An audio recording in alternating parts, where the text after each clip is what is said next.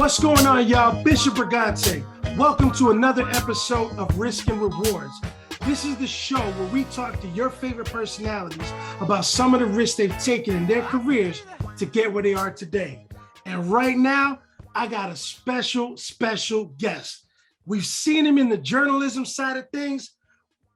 A lot of y'all don't even know about back in the days, him being on the music side of things. Now he's got new music. Listen, introducing Rob Markman. What's popping, man? How you doing? What's good, brother? How you doing, man? I'm doing great today. Bro, listen, I'm excited because, like, you know, knowing about your journey in music before, and then, you know, getting so acquainted with all the journalism stuff you did with, you know, interviewing every single great we could possibly think of, you know what I'm saying? Running the content at Genius, you know what I'm saying? And now you got a new project, you know what I'm saying? Like, you back in the forefront as an artist. You know, right now it's got to be a great feeling. How you feeling? Yeah, I'm feeling great, man. Just like you said, it's really a dope feeling because I get to do everything that I love on my terms, you know, and I think that was the one. I think that's what all kind of creative people go through. It's that thing of like, how do I earn a living and do what I love and do it on my terms, or do it on terms that feel really good, right? To me. And I think I've reached that balance through my work with Genius and the team over there, and the content that we're building over there, and the brand that we're building over there. Feels really good because, you know, if I'm being honest, if you look at Genius and if you just look at the videos that we do, like, we're booking and doing more artist interviews than any other outlet. Like we get to shine a light on so many people, you know, save for, let's say, the Breakfast Club and Ebro in the Morning, Sway in the Morning, because those are radio shows, and every day they have interviews lined up that they then turn into video content. So right. Respect to those guys. But, you know, in terms of the media publishers, it's like there's nobody shining light on more artists than Genius. Like, a lot of artists. Okay, wait. Let me back up for a second though. Mm-hmm. Tell me about how you got involved with Genius, and like, what was the early days for you even getting involved in Genius at all? Yeah, it's simple. I was just at MTV. I had made a name for myself as a journalist. I was doing my thing over at MTV News, and they called me, you know, and back then, this was 2015, and Genius, as everybody knows, started and is at its core and its essence a lyric site. You know, genius.com is really the thing that we've all branched out of. But it all starts with the genesis of seeing lyrics on the screen and breaking down lyrics and having fans decode lyrics and working in a real community aspect. So, you know, they had reached out to me and was like, yo, you know, we just want to talk to you, like, and see what we could work out. And at first I didn't take it so seriously because I was like, well, what am I going to do over there? Like, it's the lyric website. Like, I didn't see the vision on that first phone call. Call me back again. I promised to take a meeting. And when I sat down, I don't know, I just saw the future, and everything that we're doing now with all the different verifies, the video series, the live events that we're doing, the branded content that we're doing, you know, the editorial, the social, the way Genius has just become a force. I remember when I first met with the two co-founders, Tom and Alon, I was like, man, I want to like help make Genius the next MTV. And in a lot of ways, I feel like we accomplished that. Not necessarily, it's not a cable network, but it's a brand synonymous with music. Absolutely. Go to for music, for people who love music. So we did that, man. Bro, I literally, like, when I think about the last couple of years specifically though, like, I find myself going on Genius, looking up lyrics sometimes when I don't, you know what I mean? It's crazy how even some of the songs that I've known for forever, and then I go back and I'm like, oh shit, I didn't know that's what it said. You know what I mean? Like, it's just weird how, you know, how dope of a thing that is to do, to go on Genius. Because I remember when we used to get tapes or CDs that had the lyrics inside. I mean, that's gone now. That's not there anymore. So now you just go to Genius and you get everything on there. But then you get like backgrounds on like what it means and why he said something like that. That shit is dope, man. That shit is dope. Yeah, no, we have a lot of fun, and really believe in what we're doing over there. And you know, for me personally, it's fulfilling. Like I love music in all forms. And you know, I always prided myself on giving artists a fair shake in the media, even when I'm doing interviews. Like you know, a lot of my interviews, all of my interviews, when you come, it like you know we're gonna talk about that music, we're gonna talk about that art, we're gonna talk Yeah. about the intent. I don't really involve myself in the gossip or the mess. Like I, you know, and there's a lot of people who do, you know, but like when I came up, you know, to me that's all a branch of Wendy Williams in the hip Right. hop space kind of really started that shock jock, you know, in the Right. hip Right. hop Right. space. And I remember growing up, and that was never cool to me. So that was never what I wanted to be. So it's funny to see how much of the game has turned to the Wendy Williams side of things. I'm Yeah. like, nah, I'm just not into it. Let's talk about the music. And and with that love comes me creating music myself. So I'm able to balance the two and you know, put out music on my own terms at the same time as reporting on the culture in the way that I feel it needs to be reported on. Do you have any specific interviews that like really stand out to you that you know that you were excited for and that you love? Like which ones really stand out for you? I mean, there's a bunch. You know, I think the interview I did with Wiz Khalifa on his Taylor All the Dice tape that they used as interstitial skit. Shout out to E Dan because he had to chop up it was like maybe a 2 hour long interview and Yeah. like the right parts, man. So shout out to E Dan at ID Labs. And so that Taylor All the Dice tape did a lot for me. And I, you know, I loved it. I remember when it dropped like that piff, like it was running up on that piff and people like, you know, it was just crazy the impact that interview had. 2015 interview I did with Kendrick Lamar after he dropped To Pimp a Butterfly at MTV is another real special one because that was just us having a conversation about music, you know, and just at the root of where his music comes from, and the cameras just happened to be around. That's how it felt. It felt like a real intimate conversation.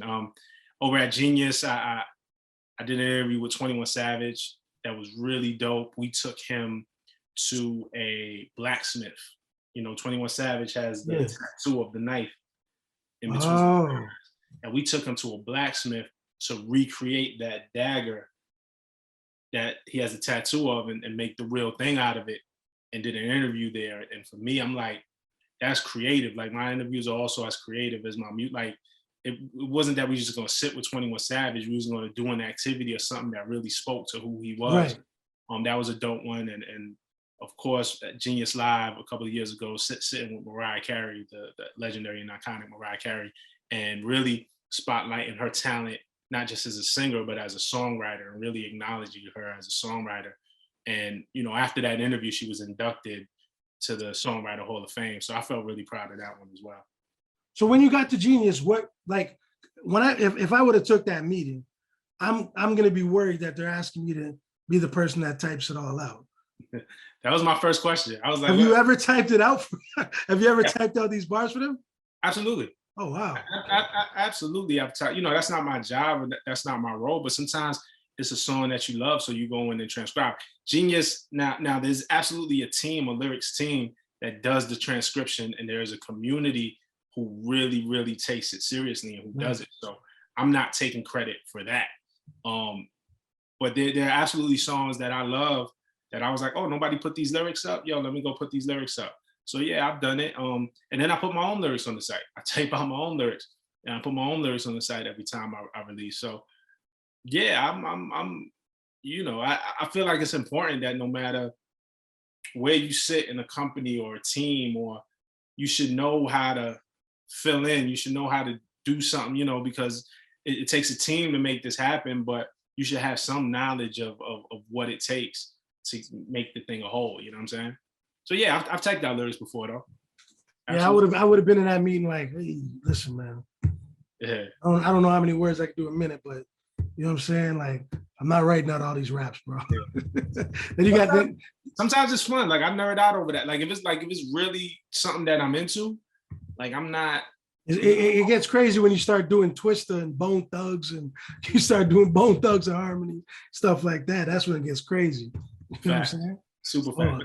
But there's a team who actually, and they're so dedicated, a lyrics team over at Genius who every Thursday night when music releases at midnight, Yeah, they were midnight. all night transcribing those lyrics Wow.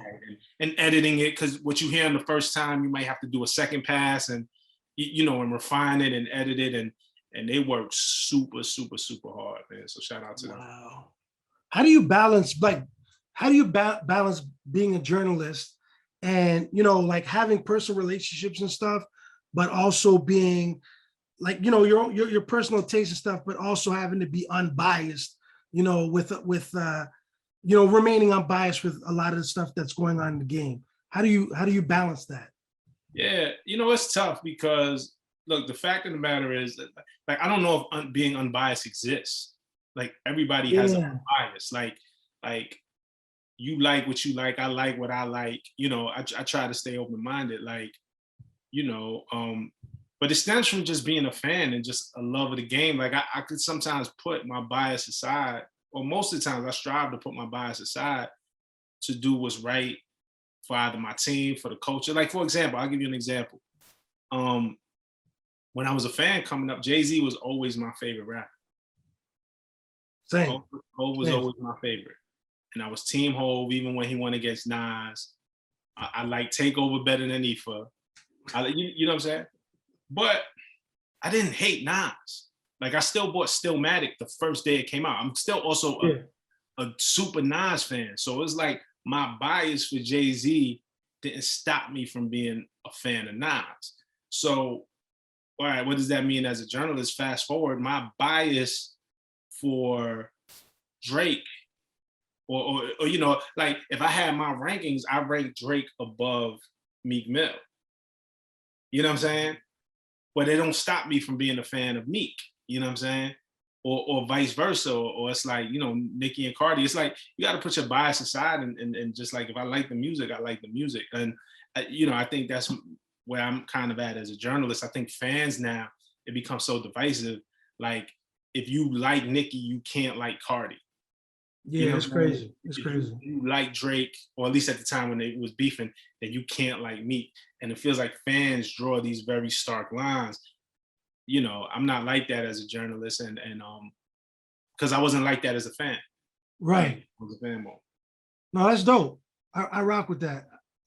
It drives me crazy though it drives me crazy when I see people in certain positions, and when these lists come out, the list drive me crazy. It's hard not to be biased in the list though. Yeah, no, absolutely. But the list is based off of bias. So I think no one person should make a list on their own. Like, my list is going to be different from your list, but Right. I think it's about curating the right room of people to try to get the best list that you can.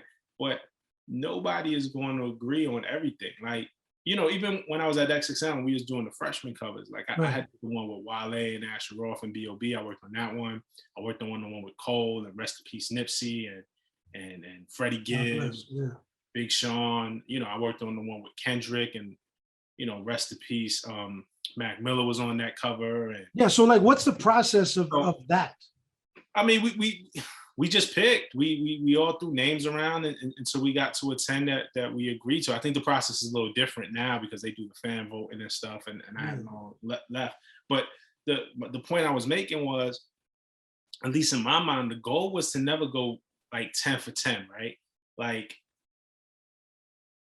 if there's a list of 10 rappers and we say, hey, these are the best 10 rappers of this year, or best 10 new rappers of this year, there's nobody who's going to agree on all 10.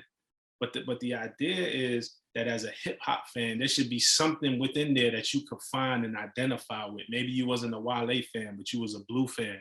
You know what I'm saying? Maybe you didn't like Asher Roth, but you like Currency. Like, there was something to root for. Right. Like, and the same things with these lists. Like, you try to make the list representative of what's real, but there is no way that if I'm gonna make my list of my top 10 favorite rappers of all time, my top 10 and your top 10 is just not gonna be the same. Right. So, Especially where you're from, where you're at, your experiences. Yeah, the age that you grew up in. So with me, I just always try to be true to myself. So at least people kind of know where I stand. Like, and that's it. You could agree or disagree, but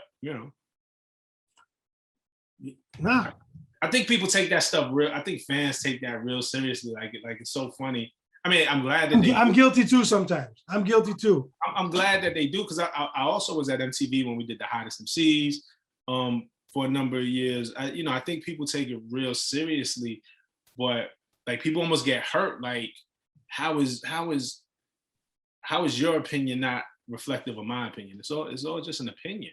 You know what I'm saying? Like, so, and it's meant to spark discussion and be. And it definitely does spark discussion, man. Them shits. Somebody posts one of them things. Yeah, it goes viral. It goes crazy.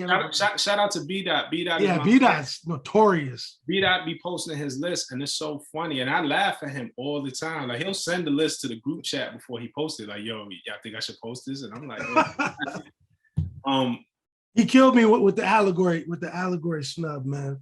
He was killing me with the allegory snub. But we talked about that. I even when I first heard the allegory before it even came out, I'm like, yo, Royce album is serious.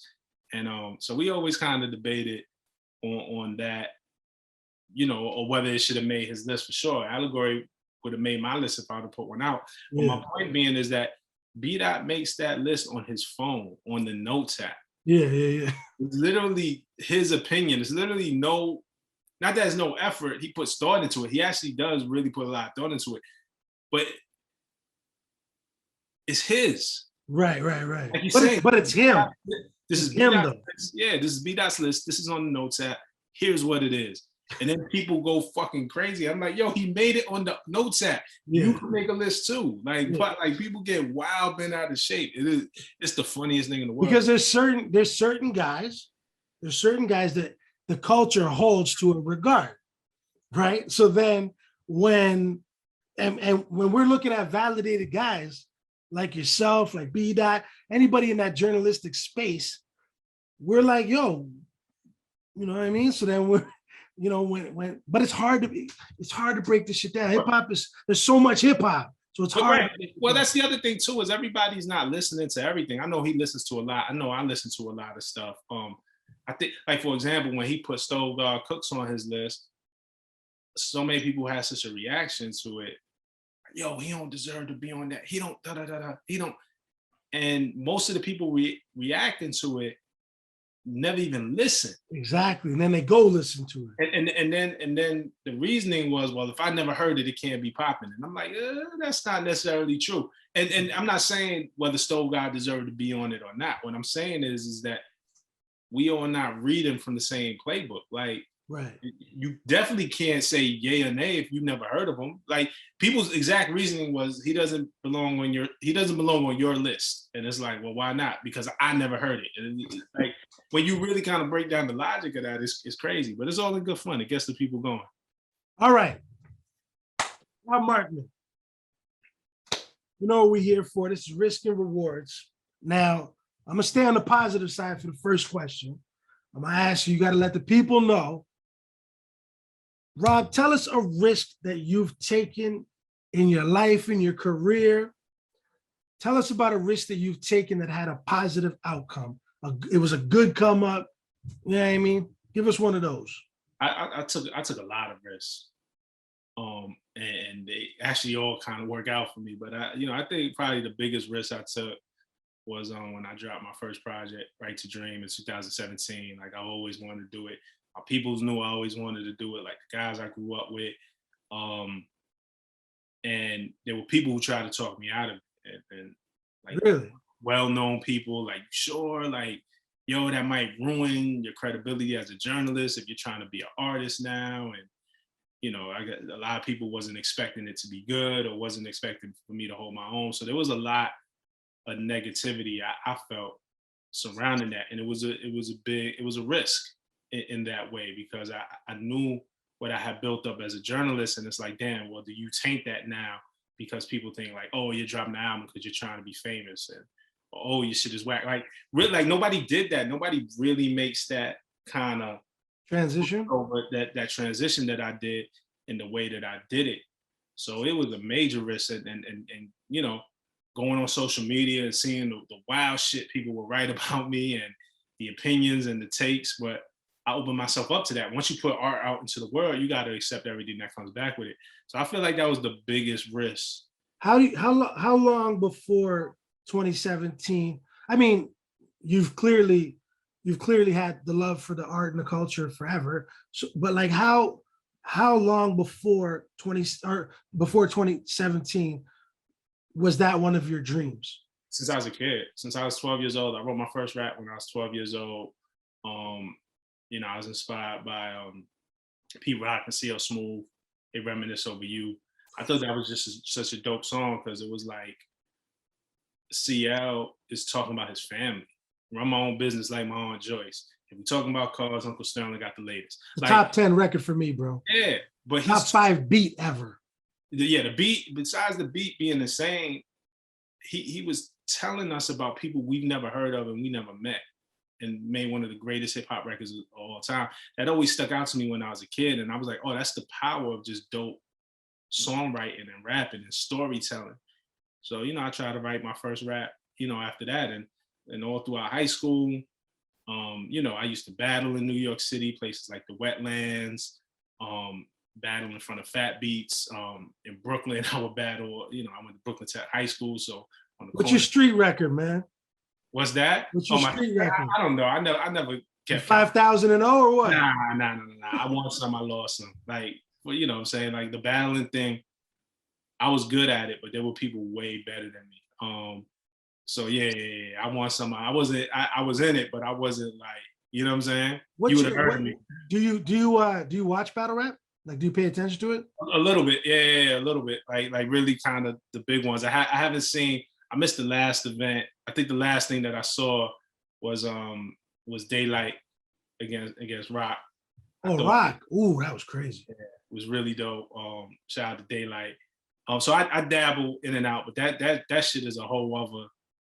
You know what I'm saying? Like what Loaded Lux and Calico is one of my favorites. You know what I'm saying? Like it's like its own ecosystem, bro. Yeah, like you got to if you get stuck in, if you watch one, you're spending the weekend traveling down this wormhole of like figuring out all the backstories and everything. Like it's literally its own ecosystem. Yeah, nah, it's amazing.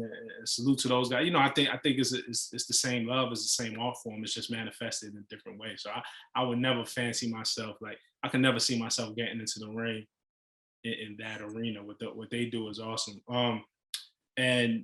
But yeah, so that's always been my dream. And even in the blog era, I used to have records on that, right? And Two Dope Boys. And so the people who know me for real know that I have always made music, even before the world knew me as a journalist. Is it? Are you ever going to get to a place where you're going to choose one, or are you like? I think you could do both. I don't see why not. The plan for me is to do both. I say, listen, you don't tell Jay. Jay runs Rock Nation and he raps, and now he has his own weed company and runs a sports agency, and right. Diddy does Ciroc and he does Bad Boy or whatever his new label is, the Love label or something like that it's called.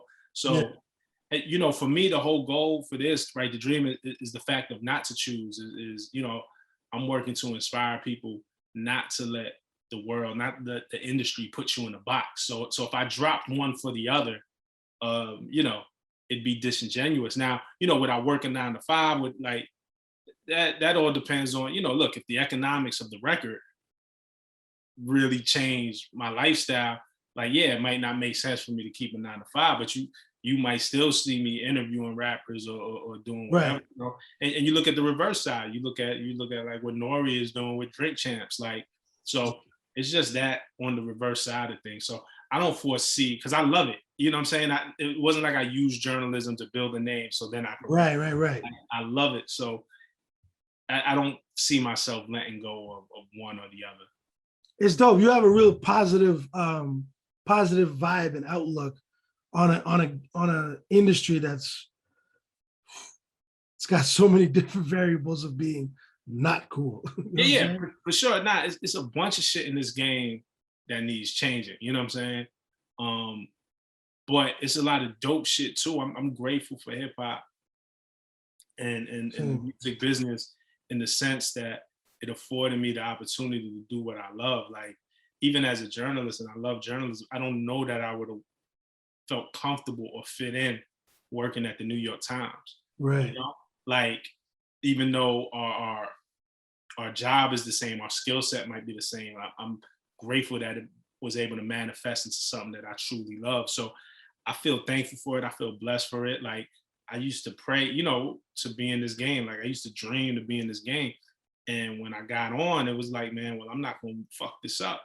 And I pride myself, when you talk about a positive outlook, is being able to shine light on others too. Like I routinely use my position to shine light on artists that others wouldn't. Now, I also got to feed the audience and show the audience what they want to see and supply Right. the demand. But all of your favorite rappers, whoever's the biggest of the big right now, I was one of their first interviews or one of the Fire. first journalists to write about them or one of the first ones to reach out. And it's always been like that. And, it'll continue to be that. But, I just feel blessed in this position. And we appreciate you, bro. For real. For real. Thank you, man. But it just comes from the appreciation of being able to have this opportunity, and the negative shit, it's like, yo, we ain't in the street no more. Like, I grew up in Flatbush, Brooklyn. Like, shit was rough where we came up. Man, I ain't got no problems. Like even the problems I have, no problem. Compared to the problems that you would have had if you still stayed on the block. You know what I'm saying? So I'm chilling. Okay, so since we talked about the positive side, but it's risk and rewards, and I gotta flip the coin, man. Rob, you gotta tell us a risk that you took that it wasn't the one. It wasn't a good come out. You know what I mean? It wasn't a good come up. Give us one of those. Yeah, I'll tell you. So it's funny. When I took my first job, my first full-time job in media was at a magazine called Scratch Magazine. Okay. It was owned by Harris Publications. It was the sister magazine of Double XL. And prior to that, I was freelance writing a little bit, but I didn't have a job in media. And my day job, my 9 to 5, I worked in the mailroom somewhere. So I left my mailroom job where I was making more money Yeah.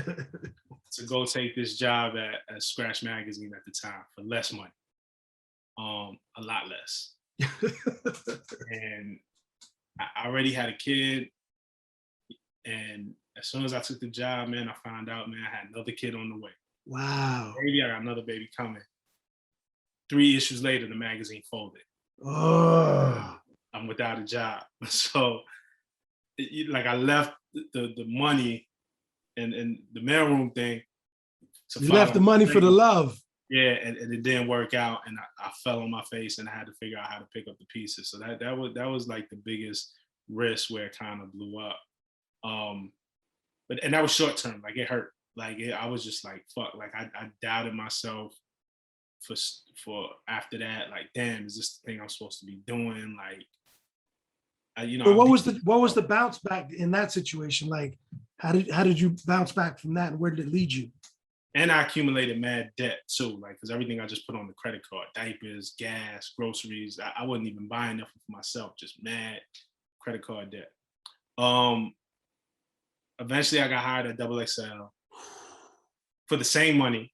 So it's still less money. Same shitty money or the same shit money? No, same shitty money. All right. Same shitty money. But they're not folding. Yeah, but they're not folding. And then I did Double XL for a couple of years and built my name up there, and then I was able to get to MTV. So eventually it worked out. Eventually, I guess in the long run, it was kind of the right move because it put me in position to be able to build on the future. But in that short term, in that year, like it hurt. It was a lot of self-doubt. It was a lot of like staying up at night wondering how these bills are gonna get paid. I mean, I had offers and it was out of character for me. That was never my life, but people were like, yo, well, I had people close to me in the street was like, well, come fuck with me over here. We could do this. Right. And it was nice, and it was days like I considered it. Like I was just like, all right, well, fuck it, you just gotta do what you gotta do. But I stayed the course. Eventually it worked out. In the real short term though, it was a risk and it hurt. I felt like I just face planted. It happens to the best of us, bro. It Yeah, happens to everybody. it was weird. I remember after getting laid off, going to pick my girl up, going to pick my wife up from work. I was like, shit, well, I ain't got shit else to do. I'll go meet her when she comes out of work. So I was just waiting for her out of work and like having to tell her that I lost my job. She was pregnant at the time. Like, like this shit was just sad, man. But you know, because as a man too, you feel like, you know, it's my job to provide. You know what I'm saying? So, man, I felt like a real loser. You know what I'm saying? But it worked out.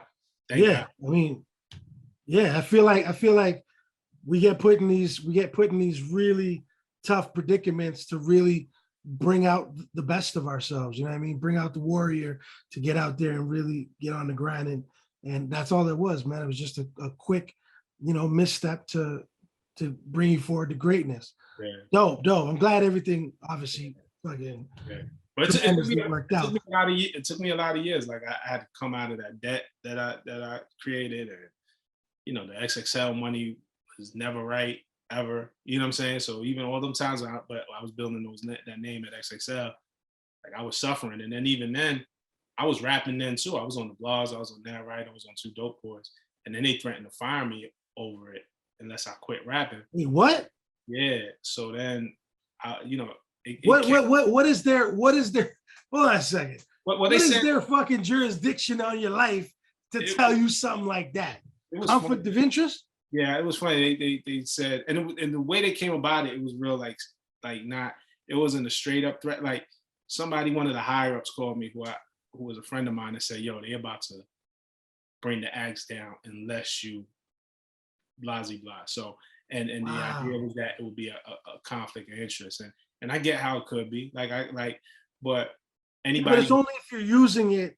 It's only if you're using it in a way that's not, if it's OD. I'm not yeah, gonna say no names, but you know what I mean. When certain people are getting 4.5 mics for trash albums, that's yeah. a difference. Nah, I understand how it could go wrong, and you know, but for me, I was like, damn, at least talk to me. For anybody who knew me, like the wild shit is I cared about the magazine, I cared about hip hop so much.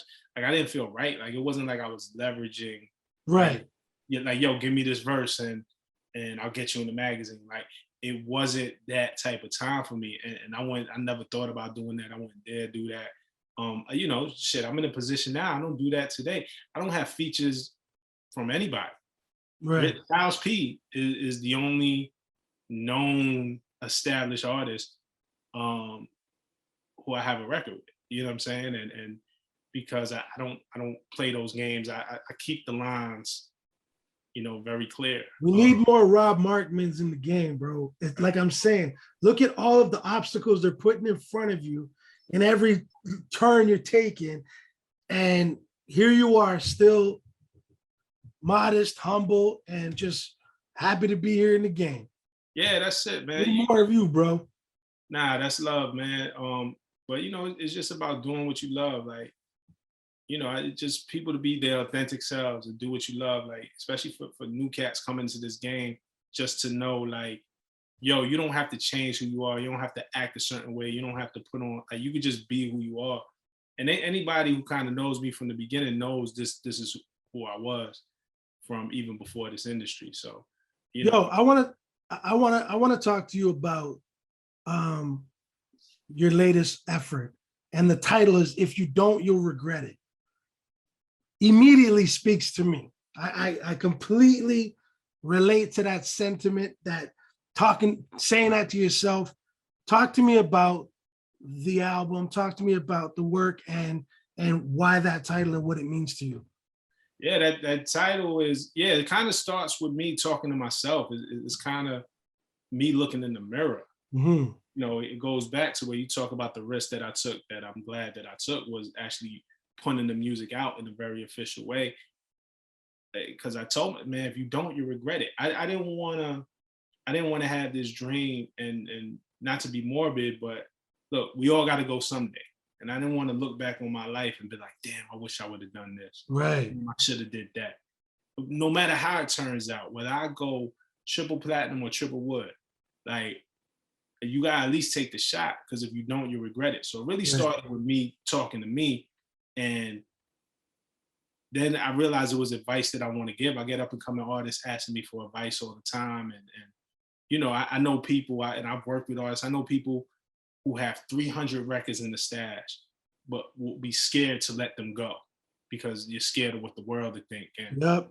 And I'm like, nah, let it go. Like if you don't, you regret it. Like what's the worst that's gonna happen? Somebody gonna say they don't like it. Somebody gonna say you whack. Like there's people who say Jay-Z is whack.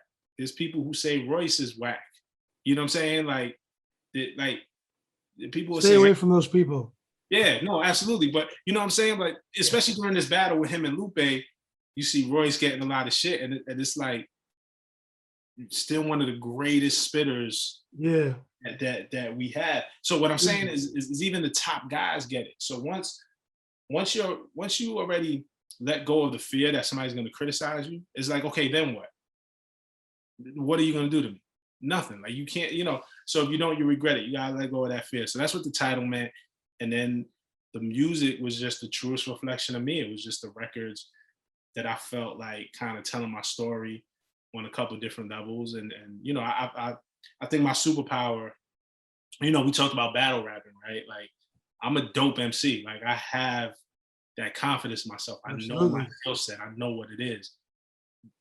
Battle rapping might not, like that's not my superpower. Right. You know, the Flash runs fast, Superman can fly. They're all superheroes, but you have your expertise. So battle rap's not my expertise. Storytelling is, I think, my expertise. Painting a picture, making you see things, giving you something to think about, some perspective. That's that CL Smooth influence for sure. Yeah, and you know, so I did that on the album, on a couple. And you know, I'm from Toronto. I'm from the East Side of Scarborough, and a lot of your production, if not what 90%, seems like a lot. Devious Minds. Yeah, you know what I'm saying. Shout out to the bro Devious Minds, man. He never ever gave up on me. We met like maybe 2008, 7. We actually, funny thing, we actually never even met physically.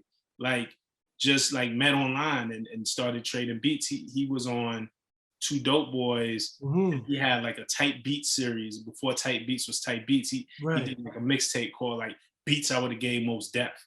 Like he actually really started that Tight Beat shit. It just wasn't called Tight Beats yet. Crazy. Crazy. And he was dope. And so we linked up on a track, and then he just kept sending me tracks, and we kind of fell out of touch for a while. And then when I put out the first Right to Dream project, we had just gotten in, like I was making the album and he hit me randomly. And I'm like, bro, I need you. You still making beats? He was like, absolutely. You still rapping? I was like, absolutely. Let's go. We've been rocking ever since. So yeah, he did the majority of the album. He does the majority of my music. So you got to fly over here, bro. You got to come link up with the homie. Yeah. We got to get out. We keep talking about that, about getting out there and us linking up. But he and I are always working on something. That's dope. And he did most of the album. Along, you know, St. Pat Beats got a couple on there. Yep. Burns Beats got something on there. Who else? I know I hate naming names because I'm gonna forget something. DJ Money, who's down with Wale and MK Beats, they got something really, really, really special on there. So, you know, I'm super happy with how that album. I'm really happy that you didn't fall victim to listening to naysayers. You didn't, you know what I mean? I'm really happy that somebody that genuinely loves the game, has a real genuine talent, and just does so much great shit in the culture. I'm glad you stuck to your guns and you're putting out music again. And you know what I'm saying? I'm glad that's what's happening, man. Salute to you for that, bro. Word, thank you. Thank you for the support, man. It means a lot. You know, look, I'll do this for a crowd of one. So the fact that people actually fuck with it, and people like yourself who support and want to champion and help me wave the flag, yep, it means the most to me. Because I know what it is. Like I'm firmly like I'm on my own dick, for lack of a better word. I know I'm nice. Like it's like, but it's cool to hear other people say it too. It's like, okay. No, what's your favorite record on the album? Which is the one? I want people to run to it and be like, yeah. What's the one? Right now, my favorite record is the Dakota, which is you know, it's based off of it's retelling the story of how John Lennon was murdered. You said the Dakota? The Dakota. is retelling the story of how John Lennon was murdered from the Beatles. And, you know, it's significant to me because that he died on my grandmother's birthday. And my grandmother has since passed as well. God bless. Thank you. She caught Alzheimer's later, you know, in her later years. And she would keep repeating the story of how John Lennon died because it happened on her birthday. She just remembered it so vividly. Wow. So it was a story she just kept repeating it to me. And I don't know, Devious sent me that beat and I just started. It just went. And the story just kind of flew out. So it's dope. I think it's like conceptual, but it's still very like close. Like it's like really, really about something. And then, you know, it's a dope record on a lot of different levels. So absolutely that's right now. Yo, listen, everybody that's paying attention right now, I'm telling you, man, you're gonna be doing your Googles, you're gonna be trying to figure it all out. But Rob Markman is here to stay. Musically, you know what I'm saying? He's been doing his stuff at Genius, he's been doing his journalism stuff for years. Musically, he's here to stay. So make sure you go check the album, make sure y'all go download it, cop it, stream it, do whatever you gotta do, man. And go look up the lyrics on Genius in case you can't catch them all, you know what I mean, to figure out the stuff, man. Absolutely. Rob, I'm really happy that I got to sit down with you at Risk and Rewards, man. I really appreciate you pulling up, man. And again, I salute you, and I'm looking forward to everything you got coming up and everything you're doing. You know what I mean? We'll stay in touch, obviously. But yes, I appreciate you being here, man. Much love, man. Thank you for having me, Bishop. Thank you so much, man. Hey, yo, everybody make sure you subscribe. You know what I mean? Leave a comment. You know what I'm saying? Do all that good stuff. But yeah, this is Rob Markman, Bishop Brigante, Risk and Rewards, man. Peace, y'all.